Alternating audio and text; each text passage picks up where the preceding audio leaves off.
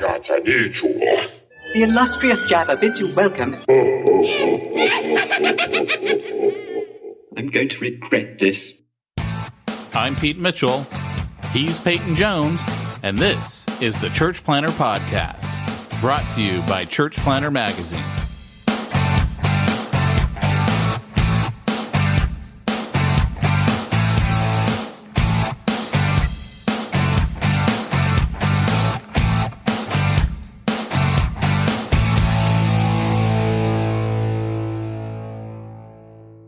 Hey, Church Planter, welcome to the Church Planter Podcast. I'm on my own today.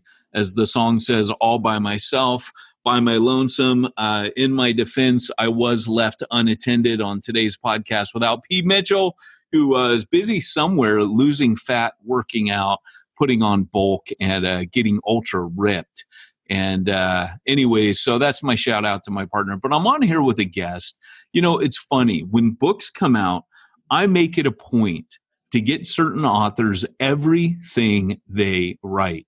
And one of those guys, it won't surprise any of you who know me and know what I write, that author is Sean Benesh. If you don't know Sean Benesh, he has written a number of books. Some of my favorites, like Bikeable Church, to me was such a unique little book that talks about his relationship with the Portland cycling community and how he really just was himself, and God used that. And he reimagines what it looks like for church planners to rethink how they do ministry in particular in a city like Portland. This guy is all about missional context. That is his passion.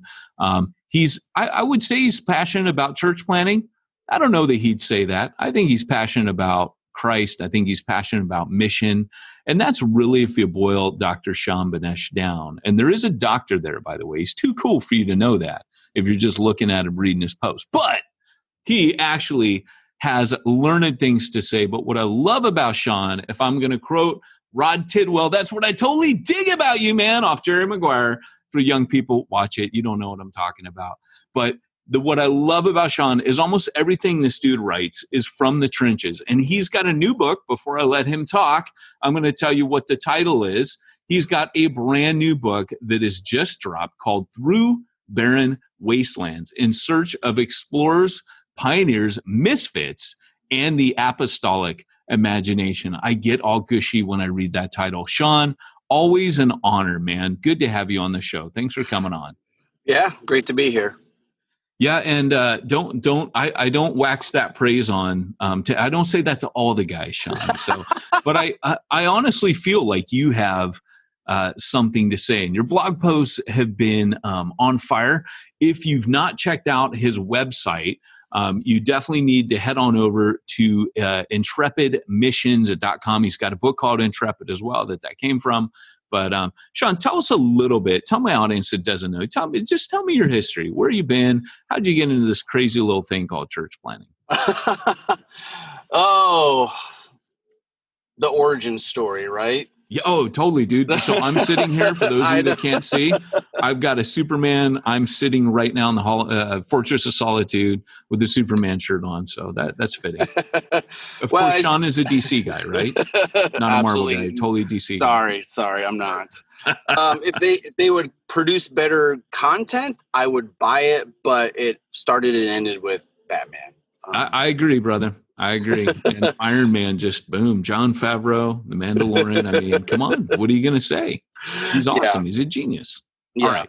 Tell us your story. Okay. So to piggyback on the whole origin story of superheroes, I mean, usually we see a theme, right? Either they're born with innate abilities and they're just awesome, like Superman, or their stories really are birthed out of like pain and tragedy, like Batman.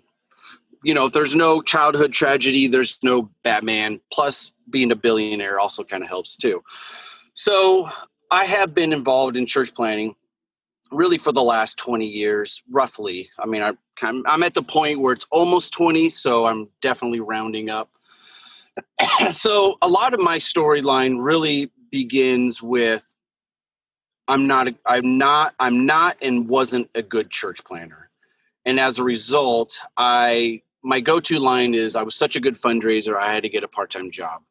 So that for me, unintentionally stepping into bivocational church planting was literally one of the best things that ever happened to me. So it just opened up my eyes, because previously, coming out of college, I was on staff at a couple churches and, living and immersed in that whole church bubble. And again, when I stepped into church planting, it was like, oh, wow. And surrounding my life with people who don't know Christ, have no interest in church. And that really opened my eyes up to not just bivocational ministry, but just like being then intentional from that point on in kind of stepping out of the mainstream of a lot of the church planting rhetoric and surrounding my life, just living around and being with people who have zero interest in church or God or Christianity. So that really was kind of the origins of that. And really, it was just moving farther in that direction.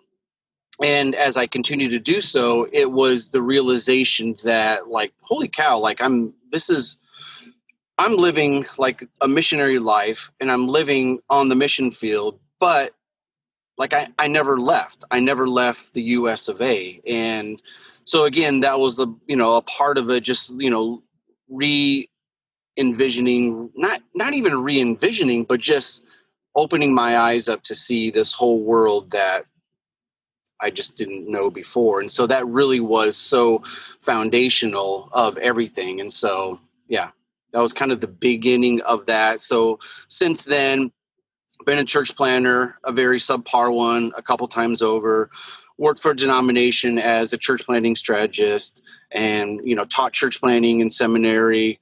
And then, yeah, I mean, there's a lot of wrinkles into the origin story that would probably be really boring. So, but that's just kind of like some of those initial moments that kind of push me in this direction.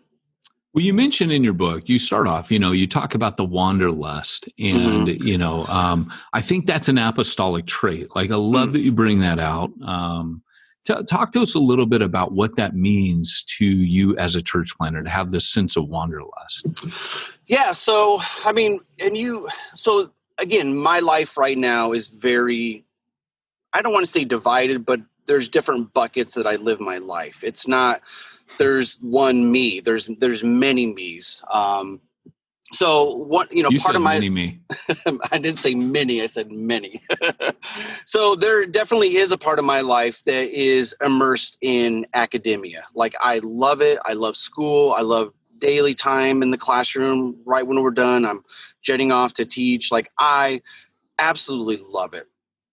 At the same time, I know literally by the end of the school year, like, I'm just emotionally fried. I'm mentally fried. Like, I just need a vacation, like a mental vacation. So the last couple of years, I had begun just picking up books on really just adventure, or it could be early explorers from conquistadors to the Apaches to wherever. And it was just like just reading all these historical accounts, some inspirational, some horrific. But it just really like ignited something within me in that, like, why don't ministry books ever sound like this? It's almost like, it's just like watching grass grow. And there's very little that I read that just stirs and capture my heart and imagination and that wanderlust. And again, part of it too is also, this is how I'm wired, is part academia, part creative. Like, before I came to Christ, I started college as an art major, and that was the whole trajectory of my life. And then boom, Jesus came in, redirected, but there's still that part of me, that creative, that wanderlust. And so when I set out to write, I literally had in my mind all these books that I had just been diving into about early explorers, or more modern day ones like the End of the Wild fame. And again, every time I read those books, like there's just something that resonates, like going off the grid, moving against the grain of society. And in this case, just moving against the grain of ministry. And again, since I've been involved in church planting now almost 20 years, it's the realization that, like, where is the adventure in church planting? And so much of it has been domesticated. And I, talk about how it's led by people who love spreadsheets, and, the pioneers, the explorers, the misfits, they've just kind of faded away into the background. And so this was a book just to kind of explore these topics, explore my love for exploring and wanderlust, and how do we bring the sense back into church planning, where it is an adventure, it is a career, or it is a vocation, not a career. And we do it because we're so compelled and called, not because it's the cool, hip, trendy thing to do. Right. So often, I've thought about it that you've got Dr. Jones in the Harvard lecture. And, it's interesting because you're an academic and an adventurer combined, right? You're a bit like Indiana Jones. And I think what I hear you saying is, how do we get from, the halls of Harvard to out raiding temples, kind of cracking the whip, actually living this adventure. So one of my questions is, how does a church planner, how do they live on that adventure? Yeah. So, that also feeds into what I do and lead for Intrepid, just because you have a lot of these dominoes, or at least moving parts in, I call it the machinery of church planning. And if you want to break free, really the biggest piece arguably is the financial one, right? Like, this is fun to talk. Let's be wanderlust. Let's go to the margins. Let's focus on off the beaten path places and people. Let's do this. And then there's the, oh crap, like, how am I going to fund this? Like, my denomination may not fund me because I'm going to this overlooked place. Or the conventional church planning funding mechanism is I get a lot of people in my gathering who eventually pay me. So that immediately rules out going to marginal communities, marginal people, because that's a horrible model. In the same way, we wouldn't expect international missionaries moving into a slum community in Mumbai to do the same. So in our cohorts, the whole purpose is, all right, so how do we do this? And it's going to take a different model. And what I mean by that is a different funding model. And that's why those going through our cohorts are looking to start some kind of social enterprise, for-profit, nonprofit, so they can really live out this calling and not be so hamstrung by our current funding models. Right. Right. So, and I track with you. I get your newsletter, have for years. And so I can remember back when you were like, hey, I'm putting a collective together. It's a few years ago now. And I'm looking for people that want to start up businesses. And I want to kind of track together. That struck me as adventurous. You were pushing out into the unknown then. And of course, I know you have, kind of missionary roots. First time I ever heard of you was with the guys at the Upstream. And I remember coming back from Europe going, gosh, these guys get it, man. Like, of course, European missionaries are always going to, kind of align with European missionaries. But that was the first time I had heard of you was through them. And then, just kind of tracking with you, you don't seem to get in a rut. You seem like you're always pushing yourself kind of out, which I know is a big part of what, the book is about. How would you find God fueling your apostolic imagination? How have you kept hungry? How have you kept, I guess, really not kept hungry? I think you're always hungry. The real question is, how are you satiating that apostolic hunger that's in you to do more? Yeah, that's great. And I would say, and again, in light of what you and I were talking about before, or just even the most recent newsletter I sent out, an article was, I compared, sorry. So I compared much of like our church planning, publishing industry and et cetera, really on, compared it with the whole boy band era. It's very generic. It sounds the same, et cetera. So for me to fuel my heart, my soul, my desire is, I just had to make a conscious decision number of years ago, just to completely remove myself from that, because church planting world ends up simply being an echo chamber. And I don't mean that honestly in any disparaging way. It's just we're prone to groupthink, right? And that's what we do. So for me to remove myself, I literally had to step out of those conversations and immerse myself in a whole different world outside of quote unquote ministry.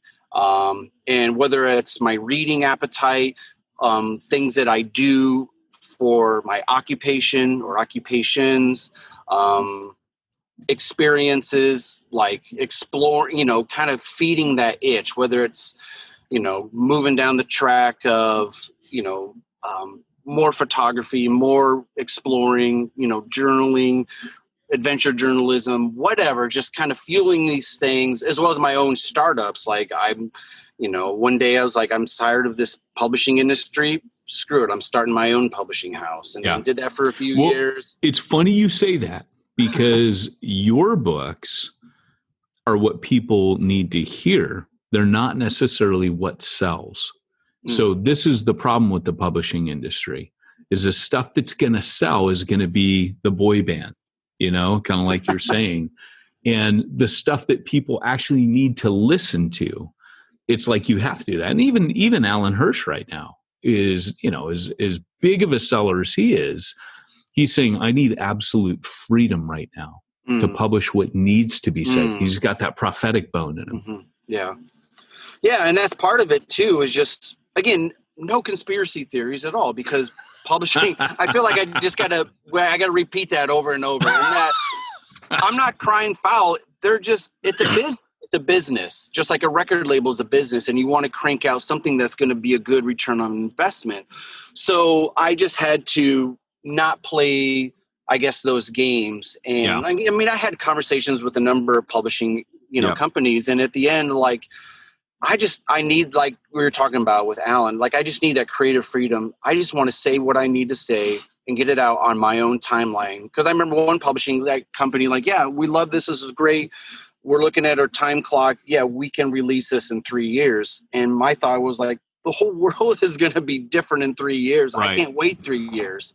So I was turned down a book. I was actually turned down 2, but my last book contract was turned down because it was too radical. And they didn't have a box to put it in. And I think that's kind of coming back to this, like you were advocating a very radical approach. Like you liken church planners to pioneers in your book. In fact, you have a chapter called Pioneers Found New Communities. Tell me a little bit about what you mean by that. So I tried to, in my mind, again, none of the categories or labels are, they're nowhere found in Scripture. We would argue they fall probably under the umbrella of the A's in the right apostolic. And I was just trying to think, like, again, trying to remove myself from some of these categories to go, who really are these pioneers or explorers? And that's why I broke them into 3 categories: the explorers, the pioneers, and then the misfits. And the explorers really are the ones that blaze the new trails. And, and again, was just coming off of reading a lot of these old explorers, and just like, they're the ones, forging a new land, which again, that's also laced in a lot of the tension of, colonial expansion. Because you're explorer, you're but actually there's people that already live there and have so for generations, but that's another conversation. So explorers kind of identify new terrain. The pioneers come on the heels and then establish the communities. And I was also thinking, because one of the courses I do teach and have taught was History of the American City, which I love because it really is this conversation about how were cities started, and in particular, how were cities on the U.S. soil started. You know what I mean? So how did we, like, again, then part of our course, we're looking at Portland. So how did Portland go from literally just nothing to now a regional metro area of 2.34 million? And it started with those early explorers going, I think this is a good spot. And then these plucky, visionaries who are like, let's buy this land, let's clear off and let's sell lots. And then the pioneers come on the heels and help kind of grow that. And then again, the category of the misfits are just those who really utilize or live in the world of divergent thinking. Like they think differently because that's who they are. I love that. And you talk about a friend in the book named Brian, who you say is a misfit. You would have never heard of him, but you said, maybe other pastors think of him as a contrarian or, a little eccentric. But what I love is you mentioned how you were eating a meal with him. And this is how I think of you. I think of you like walking into a supermarket and you're like the Terminator going, tick, tick, tick, tick, tick, because your deal is missional context. Like if you just, I'll say this to all you guys, if you want to understand, if there's someone out there who has kind of really a sharp, the person I turn to would be both Upstream and Intrepid on missional context. These guys, that's their deal. I guess Smucker's makes jam. That's what you guys make, right? Intrepid does this. But he said this, your friend Brian, you classify as a misfit, which is a compliment, by the way. Yes, very much. If Sean Benesh calls you a misfit, he's saying good things about you. But he says it this way. He says, as we shared a meal, he paused, leaned towards me and said, if you really want to track where the front edge growth of poor communities are, follow the Dollar Tree. And you say he went on to explain how the Dollar Tree has it all figured out in terms of demographic trends and changes. They're one step ahead. When a zip code or neighborhood begins spiraling down, that's when they open a store. In other words, the Dollar Tree knows its target market so well that it follows them wherever they are. That is gold right there. And, I read that, Sean, and I think, oh gosh, I want to look at my world that way. Right. I want to understand that about my world. How can planners, are you born a misfit? Do you become a misfit? Are misfits made or born? I mean, how have you seen this? Can you start off as a card carrying megachurch pastor, get broken, hit the skids and start all over and become a misfit? Yeah. And honestly, this is literally something that I've really been wrestling with a lot lately. And I think there definitely is, again, I only have the basis of my own life, right? So I can't jump into the minds of other people. But I think for me, there was definitely, it's like anything, there was something innate, right? So again, my trajectory in life up until I came to Christ was art. Like, I'm going to pursue the arts. I'm going to go to art school. This is what I'm doing. And then I met Jesus, wrestling with, like, again, I didn't have categories. I'm like, my life was a dumpster fire. Lord, you have it all. And people heard that and they're like, I think God's calling you into ministry. And I'm like, oh, okay, sure, let's do it. And they're like, you should go to a Christian school. Like, done. So I transferred and then, went on the whole ministry track, undergrad in biblical studies, pastoral ministries, master's in church planting and church growth, etc. But it was almost like the old creative side of me was like, I never heard about that in college. It wasn't like the arts or anything like that. It was almost like that was put on a shelf.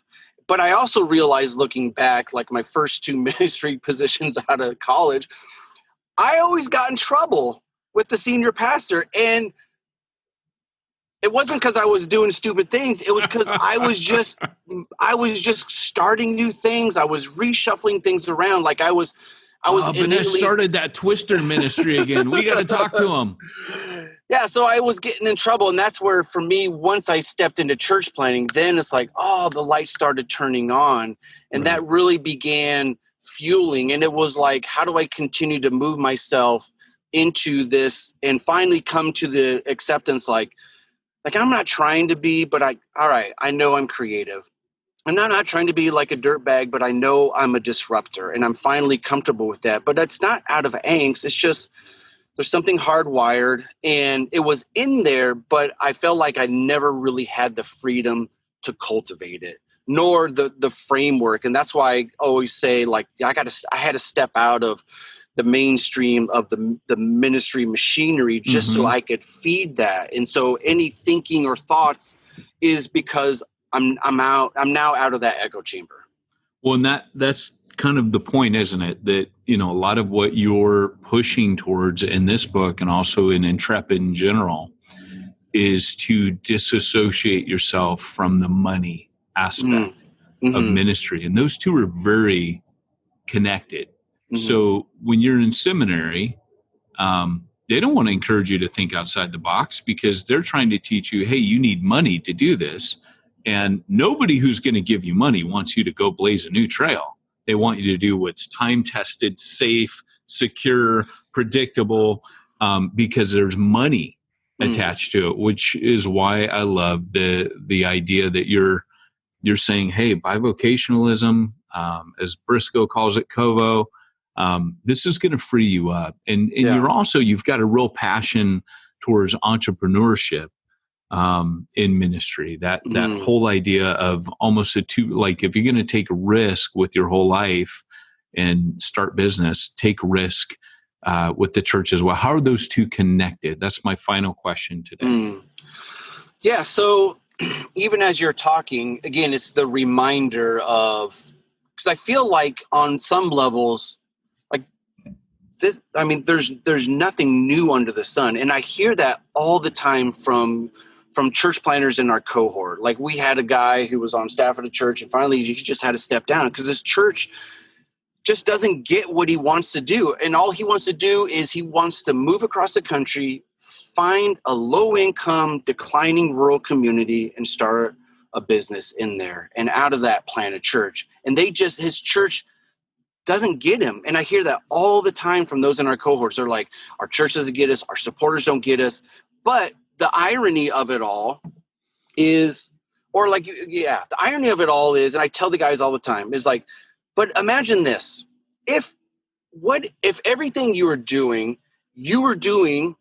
overseas, then all of a sudden everyone's gonna be like, yeah, man, you're awesome. Of course you should do that. Of course you should go to Dublin and start like a motorcycle lifestyle apparel brand and connect with, you know what I mean? Like, of course you should go to Mumbai and start a community development nonprofit. Of course you should do this. Like, we know, like, again, it's that geography game. Why is stuff over there brilliant, innovative, and right on? And then you do those same things here and people are like, that's not how church planning should be done. And again, that's why I'm like, if you really want to do that, you got to figure out how to fund it because you will be labeled a misfit. Yep. Again, you're not doing it out of angst. Yeah. That right there, if you're going to do that, you better figure out how to fund it. I love that. And I think in the first century, right? I mean, when that kind of Paul's big deal, he collides into Priscilla and Aquila in Corinth on the second missionary journey. Game over. You know, that right there freed that man up. There's even a verse in that chapter where it says, and when I think it was like Timothy and Silas turn up, they're like, they found Paul doing, I don't remember what ministry it was, preaching the gospel. There's a way that it's phrased that he's freed up just to do that for a time when he collides with Priscilla and Aquila. But then I think what happens, right, is that they kind of franchise this tent making business, right? That all these missionaries they're entrepreneurs at the same time. They're starting up tent making businesses. I mean, that's to me, that's the next iteration of what I want to follow is very much what you're doing, but that is teaching people how to start up something that's going to help them make a living. Yeah. Because if we can combine those two things, then you can almost hit the reset button on the church planning of the future. You could change the trajectory of church planning forever if you figured out that piece, right? Yeah, and again, the beauty is that it is the financial piece, and it's also that missionary piece, right? Financial Peace University? Just joking. unless they're a paid sponsor of the podcast, maybe they should. Sorry, I can't help it. The punk in me sees the punk in you, and it's gonna happen. Oh, yeah. So, yeah, there's the financial piece, but there's also, again, that missionary piece because, I mean, I always say like this, most fully funded church planners have what I call creepy church planning syndrome, right? Because they're fully funded, they hang out in coffee shops, they're trying to strike up conversations and get to know people. But if you're out there either working bivocational or you're starting like a legitimate business, you don't even have to try. Your whole life is surrounded by people who would have no interest in your cool hip gathering. I don't care if you have a cool pour-over bar, whatever. So there's that missionary piece that you're surrounded by people who are not going to be interested in you as a church planter. But you as an entrepreneur, definitely. Yeah. No, that's fantastic. Well, guys, my guest today has been Sean Benesh, and we have been talking about his latest book. I want to encourage you, again, head on over to intrepidmissions.com. I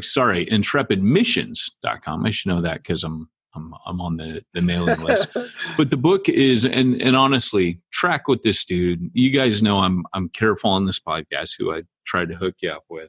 But for real, I learned from Sean. I learned a ton from Sean through Barren Wastelands, In Search of Explorers, Pioneers, Misfits, and the Apostolic Imagination. You can head on over to his website, intrepidmissions.com, and pick that up. Definitely sign up to his newsletter.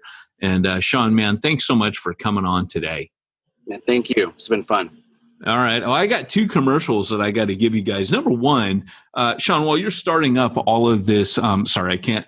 Normally, my partner and I we riff off of this commercial, but while you're doing all this, entrepreneurial stuff and starting up all these churches, obviously, you don't have time to do your bookkeeping, right? So you got to go to simplifychurch.com, right? That's our. But they'll handle all your. This is what Sean Benesh would say right here. They'll handle all your bookkeeping needs, yada yada yada. So there's church planner packages. So I'll help you do all the finances so you can focus on your business. Maybe they'll do both. Check them out. So anyways, second commercial I got is the Exponential right now is doing fall roundtables focus on ethnicity, diversity, the tensions that have come to a head in America. And if you don't know this, I mean, the Jerusalem Council was basically to deal with the colliding of 2 cultures that were, as the gospel was spreading, there were ethnic tensions between the Jews and Gentiles, and they had to sort that out. We believe that everything that's happening right now in society is really, these tensions coming to a head. Justice, reconciliation, this is where the church ought to really shine. And unfortunately, we don't. We have not been ready for this conversation. And Exponential right now is saying, well, better late than never. Let's have the conversations. Let's meet. So they're doing a series rather than doing 6 regional conferences. They're taking it to the local church, 100 cities, 100 different gatherings with various speakers. I think there's like 60 different people to choose. You choose a topic that fits your context and you talk it through. And it's all about having conversations. So I want to encourage you to head over to multiply.org and register for these 100 roundtables that are going to replace regionals. This is going to be taking it again to a local city context, and it's going to be an amazing time. So definitely check that out. And thanks for joining us today on the Church Planter Podcast. My guest has been Sean Benesh. His new book just dropped, Through Barren Wastelands, In Search of Explorers, Pioneers, Misfits, and the Apostolic Imagination. Again, his website, intrepidmissions.com. And in the meantime, this has been Peyton Jones, minus Pete Mitchell, reminding you, if you want to reach the ones nobody's reaching, you need to go where nobody's going and do what nobody's doing.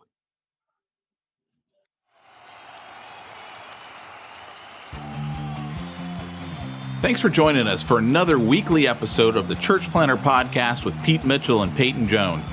We'd love to hear your comments on this episode of the Church Planter Podcast. Visit us online and let us know what you thought at churchplanterpodcast.com. If you subscribe to us via iTunes and have enjoyed the podcast, leave us a positive review. The more positive reviews we receive in iTunes, the more iTunes will promote us to other church planners who would benefit from this show. This podcast is brought to you by the Church Planter Magazine, which is available in the iTunes newsstand or online via churchplantermagazine.com.